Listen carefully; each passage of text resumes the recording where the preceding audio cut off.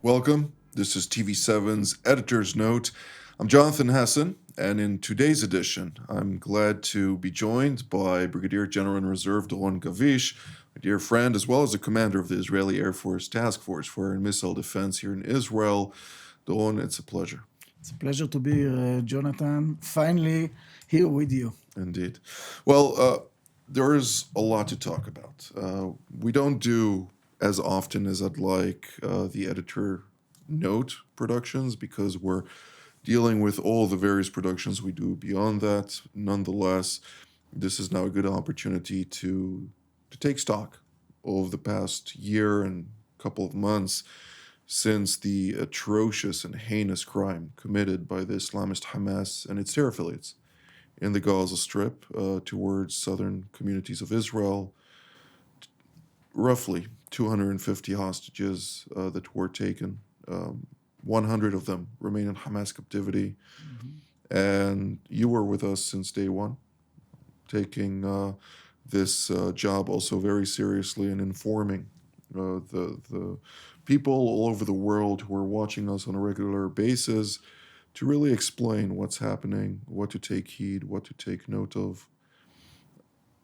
But nonetheless, I feel like we've failed the hostages to a certain degree. Obviously, as somebody who believes in God and prays diligently, they are in my prayers. Nevertheless, 100 people, including an infant, a toddler of 1 year old, and his 4-year-old brother, they're still there. What are we to make out of that? Well, first of all, unfortunately, you're right, Jonathan. The bottom line is that there are still 100 hostages over there. Unfortunately, we know that not all of them are alive, but still there are some dozens of them that are alive. And this is a challenge that we could look at it from few angles. One of it is the military challenge. It is a military challenge. We have to remember that in the Gaza Strip, there is around, let's say this is how we started. We're not there yet. We are not there now, but we started with the 500 kilometers of tunnels that were owned by the Hamas and they were built by the Hamas. It's a town under a town. It's a city under a city. So this is probably the most complicated tunnel warfare in the history of the world. And this is very challenging. The other challenge is that our hostages are there.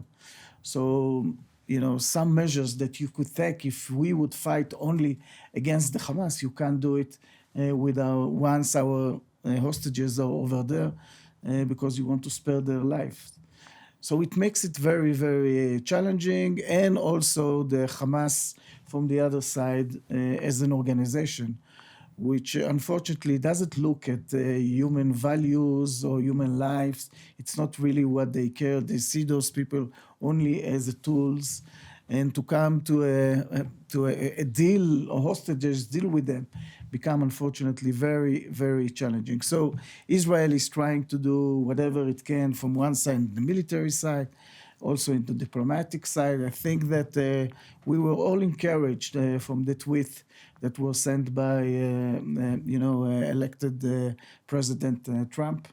And we hope that it would, let's put it this way, put a little bit more sense into the Hamas decision-making process.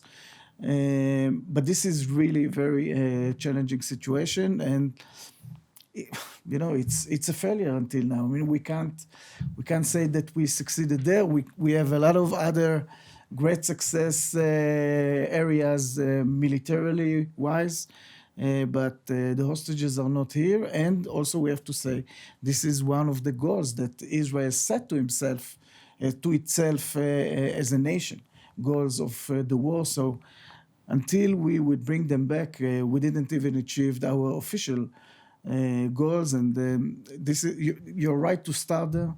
They are in our all prayers, in our all hearts prayers, and we know that the TV7 viewers are with us. We see it in their comments. We see that they are part of us in when it comes to us wanting them to be back to their families.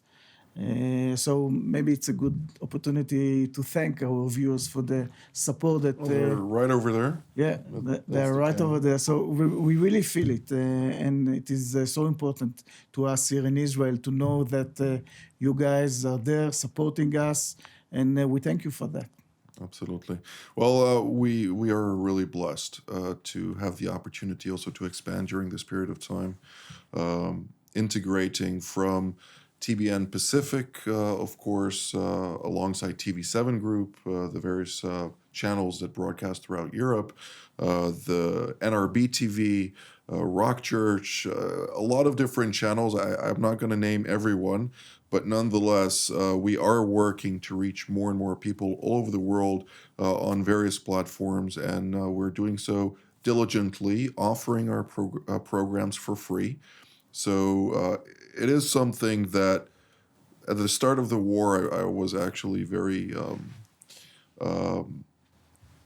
taken aback by the situation. And I said, okay, we're going to do a leap of faith, because this required us to basically start doing productions on a daily basis, double our productions with Israel at War updates, of course. Then Deep Dive came in and all kind of other productions. We scaled back a little bit on the Watchmen Talk and other programs that we had to try and accommodate the costs of everything that we do. But nevertheless, the support covered our costs every time. A couple of dollars shy, a couple of dollars above, so it accommodated there, and thankfully we this leap of faith paid off in a sense of we were able to inform the public, to share as many as possible people the reality on the ground, and have great practitioners, officers, individuals that many people don't realize. The majority are active. They're active behind the scenes, including yourself, of course, commanding the Israeli Air Force Task Force for Missile Defense. It's not just a cool title, right? I mean, you speak regularly with your CENTCOM counterparts, and everything that is happening around the region. I think it's more difficult to know what not to say than what yes to say. Well, you're right, Jonathan, but let me go back to your previous point. I think the other thing that I'm putting here my pure civilian hat, and when I see what you guys are broadcasting here, and I see the other media worldwide, it is basically the only place that I could see that the facts are there. So much fake news, so many articles and programs that you are asking yourself, how could it be? I mean, they are telling a story which have nothing to do with the reality on the ground. Mainly, by the way, if we're talking about Gaza Strip. I mean, I can give you just one example. We're talking about what Israel is doing to the Palestinians in the Gaza Strip. If those people that are, saying all those things, I'm sure that some of them knows, by the way, maybe they just don't want to show it. But the measures that Israel is taking in order not to hit extraordinary one, not to hit uninvolved, okay? When we're saying uninvolved, we have to remember that the civilians over there, some of them are not very innocent civilians. We have to remember that there were plus minus 5,000 terrorists that came into Israel. 3,000 of them were part of the Nukhba. Another 2,000 were just civilians that saw it and they decided that they want to be part of it, unfortunately. But still, although that we know that this is the situation, every target that is being targeted over there, you must have intelligence. It is not that someone would say, hey, I think that there is a target, let's strike it. No, you need an intelligence. You need at least 2 different indications. Then you clear the target. You make sure that there are no kids, there are not people which are not involved. If there are some, you call them. you send leaflets, or you send a small bomb so they would know that something has happened, so they would have the time to go out. So you are doing all those measures in order not to harm the people. We are the one that are defending those people that are moving from one side to another side. I'm talking about the Palestinians, because the Hamas, what he's doing with them is blocking them. He wants them in the areas that Israel is striking at, because he wants them dead and he wants good pictures. He's very cynical. And let's talk about the humanitarian aid. This is so unfortunate what is happening. And what, again, from one side we hear what is being shown, and then we know what is the true. And the true is that 80% of what is going in is being taken by the Hamas. They take the human. This is their way of basically controlling. They are, first of all, but Jonathan, it's not that they take it and they give it to the people. They sell it to the people. Right. They sell it to the people, exactly. They take it first to their families, to themselves. It's going down to the tunnels, and they sell it to the people, multiplying their benefits out of it. Unbelievable what is going on. And at the end of the day, so we came from the point that here we hear the truth. And I think it is super important that as much as we would have more viewers that are looking at your programs, they would know exactly what is happening. And if there is a fault, we would say it. We are. And I think that transparency is the way that we act, and moral, this is the way that we act. And if something went wrong, we would say we made a mistake. Yes, just yesterday, the IDF came out announcing that 6 of the hostages that were killed few months ago were killed from the Israeli forces. And we came out with it. We didn't say that someone else killed them. We said we did it. Of course, it was under consequences and so on, and circumstances. But at the end of the day, it was from Israeli forces. So we do it in a way that if there is something that we believe that the viewer should know, we would tell it to them. By the way, first of all, to the Israeli people. We must be transparent in what we say. And this is very, very important. You know, in 1918, U.S. Senator Hiram Johnson, in his speech to the Senate prior to the U.S. entry into World War I, he said the famous quote, "When war comes, the first casualty of war when war comes is truth."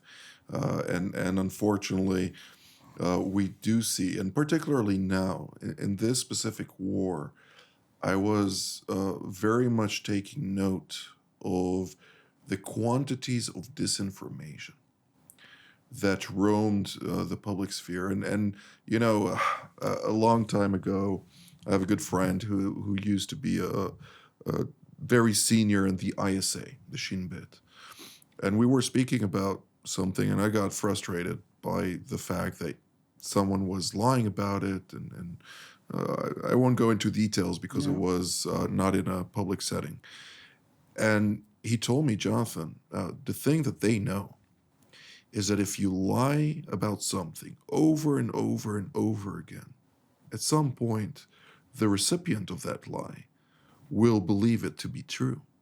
And you see this happening in different platforms. I think, the former High Representative of the European Union for Foreign Affairs and Security Policy, Josep Borrell, when Israel decided, the Israeli government decided to close down the Al Jazeera offices here in Israel, he said, "How are we to know now what's happening in Gaza?" Can you imagine the head of the largest institution of the European Union coming out, being in charge of foreign policy, getting the majority of his information from an outlet that is known for its disinformation? Who is the one who is,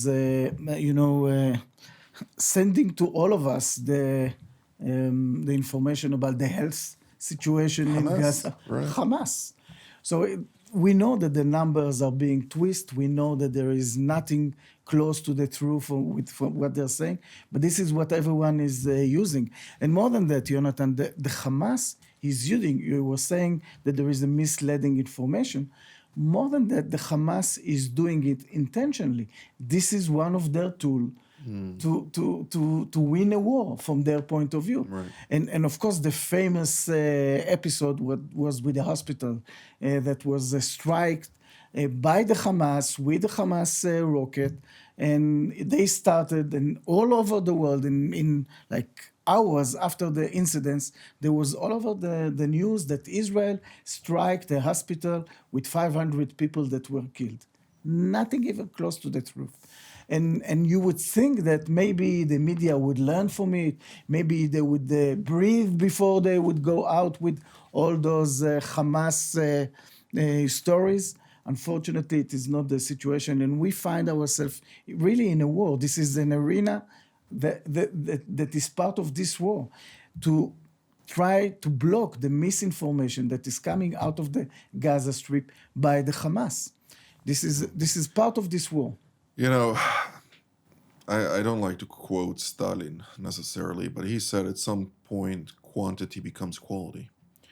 And when the quality of disinformation is actually really bad, but with so many people in the Muslim world spreading this disinformation on Western platforms, they don't have those platforms in their own countries. The Islamic Republic of Iran does not allow Iranians to be on any of the Western platforms. The Chinese don't allow anybody to be on those platforms, let alone, a lot of the various countries, including Russia, and we can go on and on. But when the Iranians say something on Twitter, they're not speaking to their own people. They're writing it down in Hebrew and in English. Who are those recipients? Exactly. The West. But, there's still much that I'd like to talk about, and going down that road of disinformation. Unfortunately, there's also a lot of misinformation. There are a lot of Telegram channels that the majority of journalists today are basing a lot of their reporting on. Mm-hmm. They go into those channels, they create their own Telegram channels and then they take a lot of the reports circulating around and they put it there and just, rewrite it a little bit. Yeah. And then you see their reports, and I call up every time the different people I speak with on a regular basis who are in the know from all the angles possible. And they tell me, it's utter nonsense. The Assad regime supposedly contacted Israel to come and help it, to help defend against Hayat Tahrir al-Sham. Yeah. I mean, come on. Exactly. It's so preposterous sometimes that I ask myself, okay, where do they bring that from?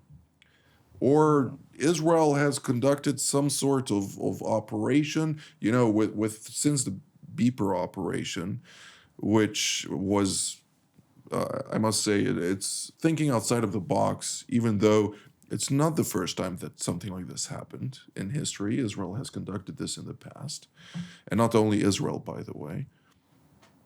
The imagination of people went so conspiratorial to what Israel could do that the Iranians are saying about the fact that, and this is on the official religious website in Iran, in Farsi, it goes out and states that Israel must have utilized demons at its service in order to locate all the subterranean infrastructure in the Gaza Strip and in Lebanon, because it can't be that, their intelligence is this good to know everything that what was everywhere. I'm surprised that the High Court didn't take it as something to look at. Well, but yeah, indeed. You're right. Well, let's talk about your line of work. You have been in charge of defending Israel's skies together with your colleagues and your friends in the air and missile defense, the commander of the air and missile defense right now, and all the men and women, many women are operating. 50%. 50%. It's quite impressive. It's almost as impressive as here in TV7, where we're actually more than 50% women, but nonetheless, it's all about merit. And when I really look at what you've succeeded to accomplish, first of all, it's truly by grace. I am impressed, and every time you also told me this, it's hard work, but it also, when everything works together, I personally say praise God. What can you tell us about that? Well, first of all, in general, I always say that being in the Holy Land, it always helps. This is there. But what is really important, I think, to say when it's come to the build-up of the air and missile defense here in Israel, that in the last 15 years, plus minus, there was, and I would say, Jonathan, we're very cynical. Mainly us being Israelis, we're very cynical about what we did. Did we think about before? Was it really planned, or was it improvisation or something like this? In this area, it was not an improvisation. It's really started from the concept. We understood that we have to change the concept of Israel, the defense concept. The defense concept of Israel was talking about attack capability, alert capabilities, and decisiveness. That was it. That there was no what we call a defense leg. The decision to bring in the defense leg into the defense strategy of Israel was made something like 15 years ago. And when you're talking about the defense leg, the idea was that we need to build, from one hand, what we call a passive capabilities, and from the other hand, an active capabilities. Active capabilities mean actively intercepting those rockets and missiles coming into Israel, and passive, and this is even started way before, after the Gulf War, we have to educate in a way our civilians to behave under such a unique circumstances that unfortunately we have it here in Israel during crisis time. And this was the first thing. And the second thing, the Israeli infrastructure was built in a way that today, it's like the last 20 years or even more, as we said, in every house in Israel, it's a mandatory to have one room which is in a shelter. So instead, Which is not yet the case, though. It is not fully the case. It's all those buildings that were building and houses that were built in the last 30 years. But the idea is that you should be close to an area that you could go into. Right. And we know that during this war, there was no one, even not one person that was hit or armed while he was in this area, safe area. So this is from the passive. And then from the active defense, we understood that we have to act in a way that we have to tailor-made our defense against threats that are coming 360 degrees, against threats that are coming from a short distance, from medium distance, and for long distance.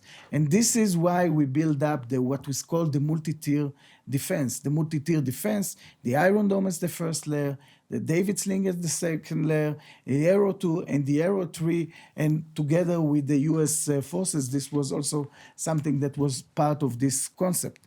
And during this war, it was the first time that Israel really applied the full multi-tier system. So those missiles that came from Iran, from Yemen, by the way, last week, the last one, were intercepted by Arrow 2 or Arrow 3, some of them even deep in space. And this is a significant defense that we have against a very long range. And then the medium range with the David Sling, and of course what we call the mule of the defense forces of the air defense is really the Iron Dome, which intercepted thousands of rockets that were shot toward Israel. So this buildup was done, and it is successful. And we could say today, although we are still in the war, there are not bottom lines yet, but we could say that out of plus minus 30,000 projectiles that were shot toward Israel, we know that the amount of people that were hit by those, we can't even count them with the two hands. And when we're talking about missiles and rockets. It's a bit different when we're talking about UAVs. The challenges there were a bit more higher than that, but the concept itself proved itself, and the aim of this concept basically first is to deny your enemy's capability, second is to save life, and thirdly is to allow your decision makers not to be pressed and not to make decisions under a pressure that Israel was hit so hard by our enemies. And all of this worked. And the last thing that I would say is that the concept that was built had four pillars. One of them is the attack. You deny their capabilities on their own soil. We saw it in Lebanon. We saw it in Gaza. We saw some of it lately in Iran. Then alert capabilities. 99% of the projectiles that were shot toward Israel, the civilians had alert. They had time to go to a shelter. And then the active defense and the passive defense, this is really the combination. So when we look back, we are quite proud with the success of this concept. And the other thing which I think is important to say is really you were talking about our partners from the United States, from CENTCOM. We have a statement that we use among us, US and IS. We say all the time that we are partners in peace and brothers in war. And in the last year, when we approach each other, we call to each other, my brother. How are you, my brother? Like this. And this is really how tight is the defense of Israel. This is how tight is the coordination between United States, CENTCOM, and Israel. We have to remember that there were assets that were deployed to our area from day one, and it was even becoming greater and greater during the time. We have U.S. ships which are in the Mediterranean, U.S. ships, cruisers with the ballistic missile defense capability in the Red Sea. We have deployment of THAAD battery here in Israel, and other means that we cannot talk about them. So it is really so close, and it proved himself mainly during the attacks that we had from Iran on April and last October, and this defense was jointly working against them, again, with a quite impressive success rate. Praise God. Well, I must say, you noted that you're proud about the success. I'm thankful. You're active. We're right now active in other spheres, of course, but as a spectator, which is today my mandate, of course, within the context of TV7, and even when I am in closed rooms, when I'm in a different hat of a strategist, it always is highlighted as a pillar that really is so impressive. I remember as a young soldier back in 2006, looking at the war and seeing all the rocket fire overhead. Of course, it was about 100 shy of 4,000 during the entire war back then. But nevertheless, I remember the shots going overhead and really praying that nobody gets hit.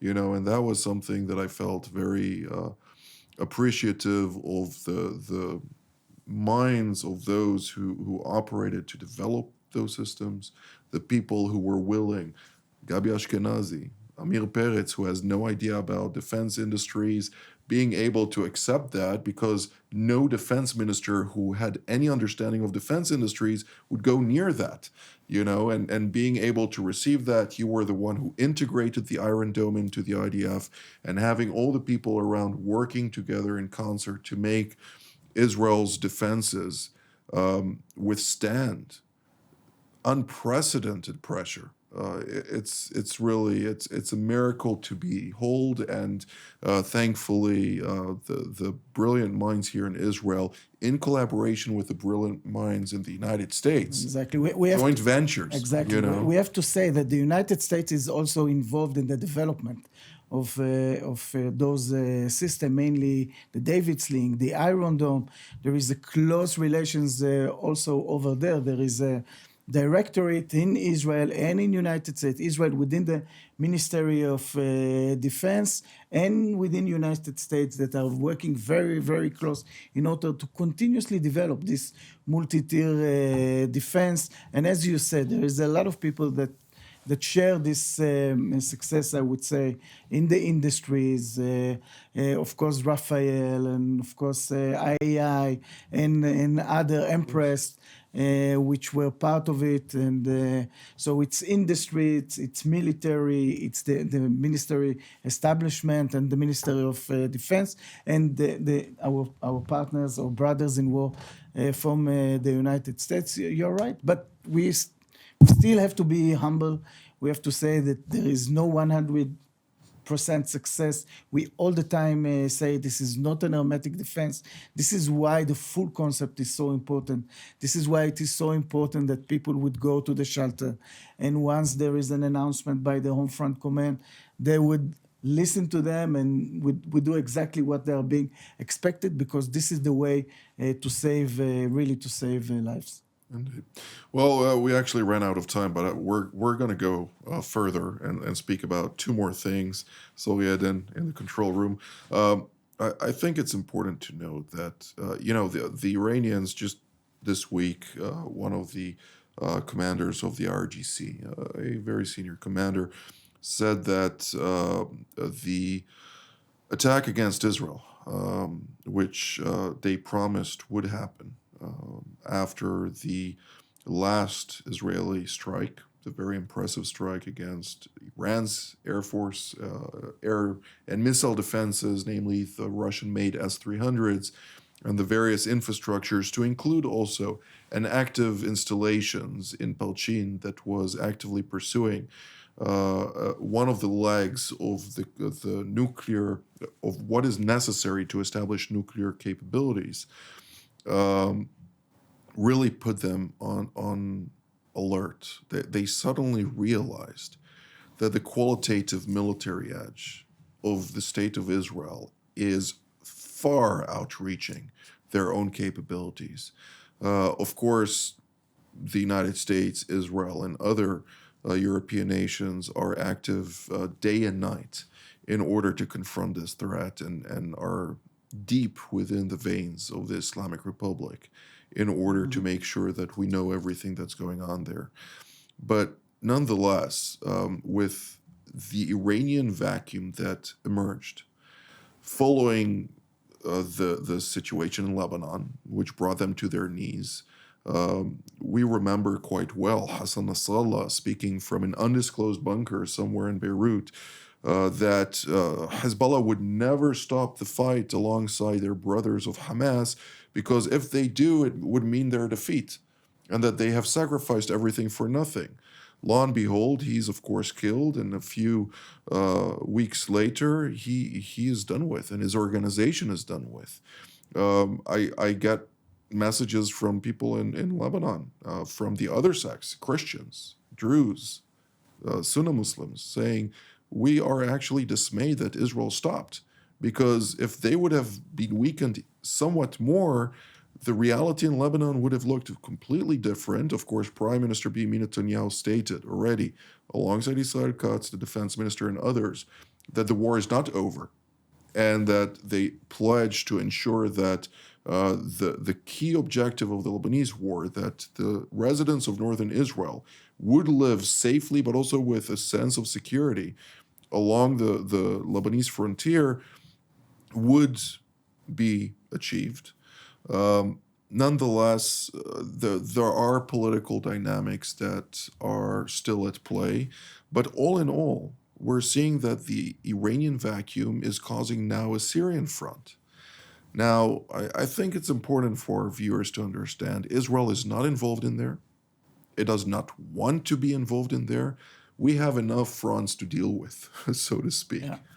But nonetheless, we look, what are the red lines for us? Because naturally, there is the 60-kilometer barrier. There's a difference of opinion between us and the Russians of what those 60 kilometers mean, because from Israel's perspective, it's from the armistice line, which is the border line of the Golan Heights, 60 kilometers inwards. And the Russians do not recognize that border. They say, no, that's from where we recognize your borders, that's the 60 kilometers. So there's a difference there. Nonetheless, the deconfliction continues. Beyond that, we're striking quite heftily in Syria any attempt by the Iranians to raise their heads and to try and transfer munitions. We're seeing, in spite of that, vigorous response to any attempt to rearm Hezbollah. We're seeing the Iranians planning to send thousands upon thousands of proxy militants. We're seeing the Iraqis, Damascus, which people need to understand. Damascus officially is still at war with Israel. And therefore, having the Iraqi army go into Syria, what are we going to fight the whole Iraqis and Iranians? And what will be left of Syria in that case? Well, this is a great question, Jonathan. But I think that, there are some points which are operational and some others which are strategic ones. From the strategic point of view, I think that in general, we could say, and you mentioned it, that Israel doesn't want to be part of those fights, doesn't want to be involved in those fights. By the way, also not in Lebanon. Our friends that are calling us from Lebanon, this should be their own job. This is their own country, and if they want to, the Hamas to come out, they should fight. We cannot fight their fights. We have enough our fights. But from Israel point of view, what we are doing, this is Lebanon, and also in Syria, we are looking on Israeli interest. And Israeli interest is the safety of our population in the northern part of Israel, and to make sure that the Iranians are not rearming the Hezbollah. And this is really what Israel now is focusing in Lebanon and also in Syria. And those are basically our red lines. Whatever would happen in Syria, of course, we are watching it carefully, but Israel is not planning and strategically doesn't have any intentions to be part of what is happening in Syria. Mm-hmm. We have to say that the situation is very, very complicated. It is, as we said, from an operational point of view and from a military point of view, very complicated, because if there would be some Iranian proxies or others which would be in ground, it would be very hard to monitorize what is happening between them and the Hezbollah, for example. So we have to be very, very focused on this. But going back to the strategic point of view... Before you do, they need to be very careful not to miscalculate against us. Oh yeah, for sure. And more than that, I think that we learned our lessons. Mm-hmm. The strategic lesson that was learned is that we always talk, and you are an intelligence guy, you know exactly what I'm talking about. There are capabilities and there are intentions. We always used to look on capabilities and intentions. You say, okay, this is their capabilities, but let's combine it with the intentions and so on. We understood after 7th of October and after what we've seen in Hezbollah, and you know it again, but our viewers, it's very important that they will again be reminded that when we went into those towns that were in the 5 kilometers out of the northern border of Israel, the amount of weaponry that we found there, we found maps with the northern part of Israel, with their plan to conquer those towns and to kidnap and to do basically exactly what was done by the Hamas. This is what the Hezbollah had in mind. So we understand that after what we've seen, there is no. We are not waiting for the intentions. If there is a capability, we are going to deny it. This is something different from our perspective up to now, and this is what we are going to do in Lebanon and also in Syria. Very, very focused on this. Going back to the strategic point of view, there is the regional situation, but there is the global part of it. Turkey is super involved with the fight against the Assad regime. The Russians are there and they have their own interest because they want to be able to be, they have their ports there. for the Mediterranean. The Iranians want to be part of it. It influenced Syria, Lebanon, Israel, Jordan, and of course, the United States is looking at it.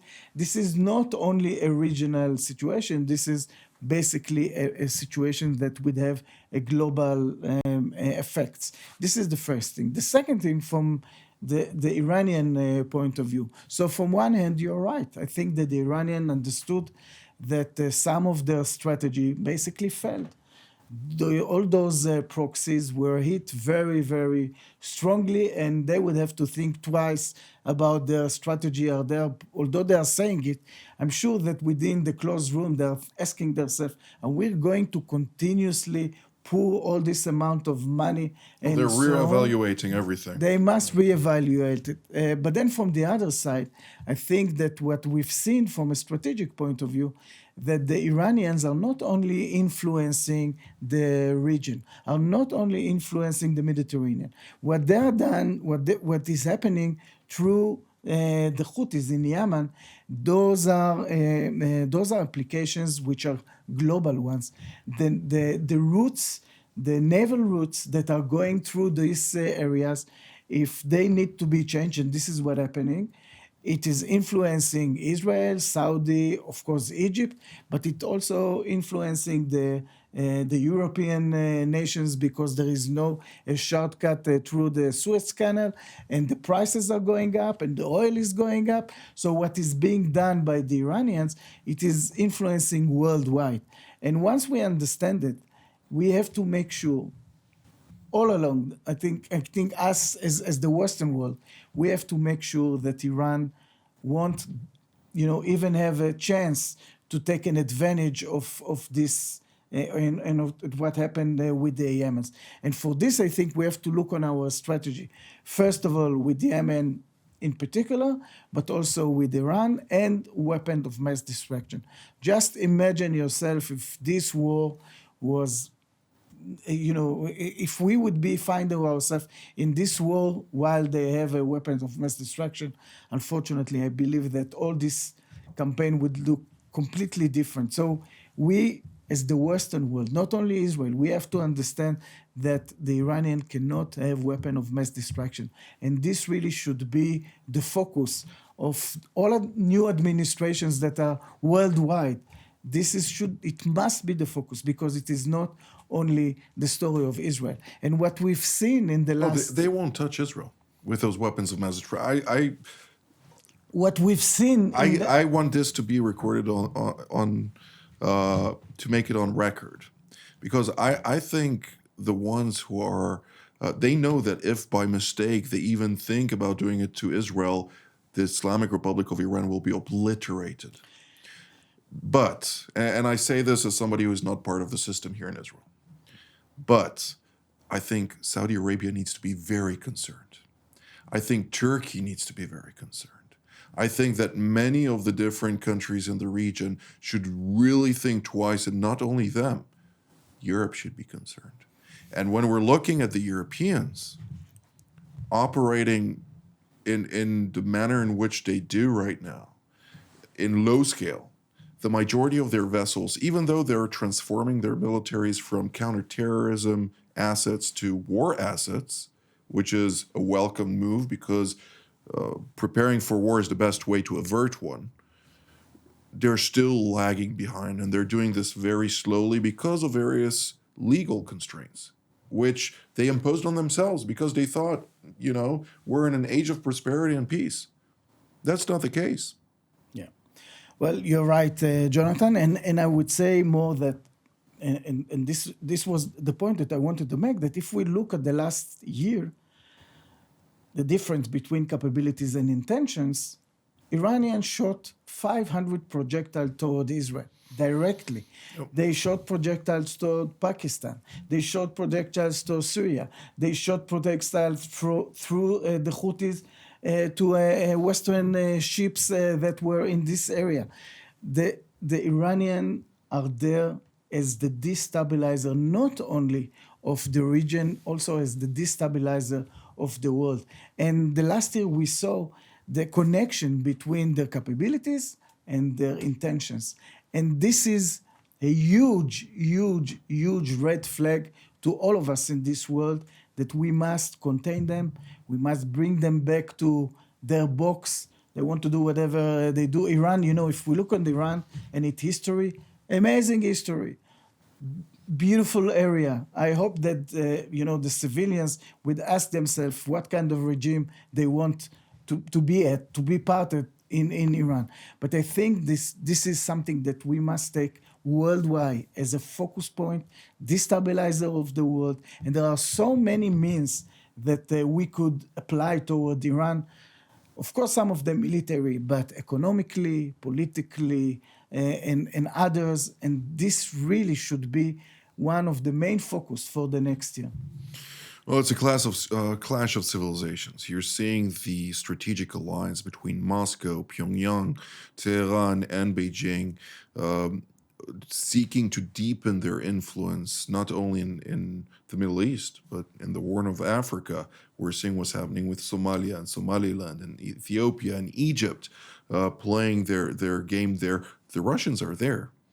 The Chinese are there. The naval base in Djibouti, I mean, that was the mistake of the United States back in 2009 when it established Task Force 151 in the Red Sea and the Gulf of Aden. I mean, they invited the Chinese to come in. I'm sure the Americans today are saying, oh no, what have we done?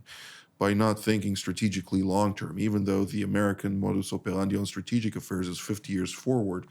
Nonetheless, you look at the broad scheme of things and the situation in Africa, from Niger to all the way to South Africa. The ANC in South Africa. We have a lot of South African viewers, Boeren and English, and from the different people there who they know South Africa is very dear to my heart, which is an understatement. But nonetheless, I am appalled by the manner in which the ANC conducts its affairs and the corruption being so deeply rooted. I mean, they need to clean that country from corruption, because this corruption is what brought down the Soviets. The corruption is what brought down the Iranian Shah, okay, the imperfect monarchy that brought about the Islamic Revolution in Iran. And this is what will bring down also the Islamic Republic of Iran. They are corrupt to the core. Why do you think that everybody knows everything about them?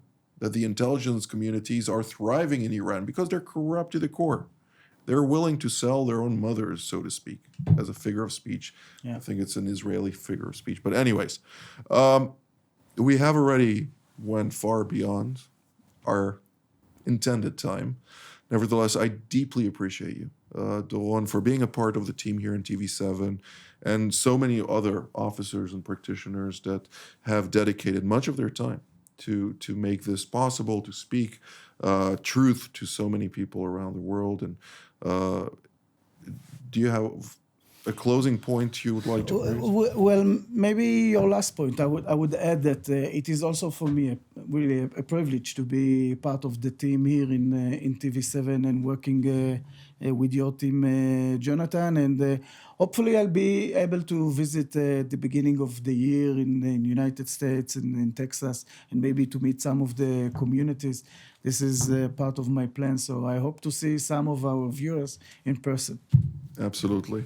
Well, with that, I will note during Christmas and New Year's, we will have our annual Christmas break. Last year we did not because of the war, which did not really allow us to just stop everything. Nevertheless, this year we will have a couple of productions. I will have some time with my family in order to give them a little bit of time after a year that was very, very intensive. Nevertheless, I would like to encourage you, if you're blessed by our productions, TV7 Israel is 100% donation-based, meaning if you do not support and you watch regularly, we won't be able to continue to produce. Much of what we do here costs money, the majority. There are people who do give of their own time to make this also possible, but the majority of what we do does cost money. And therefore, if you're blessed by productions and would like to support TV7 Israel through, we have a 501c3, so this is also an opportunity for getting a tax deduction, however that works in the United States. So you can do that there. We also have a Ristin Tuki in Finland for people out of Finland. We are looking at opportunities to open additional nonprofits in additional countries. I know people have been asking in Germany, many, and the Netherlands, many, in the UK. We will talk about all of that, and God willing, in the near future, we will be able to do so. But all this takes time, and we're a small team, so we're trying to do that in a manner that would make it possible. But from here in Jerusalem, I'd like to thank again General Gavish for his time, and to thank all of you at home as well, and wish you a Shavua Tov, a good week ahead, until our next update.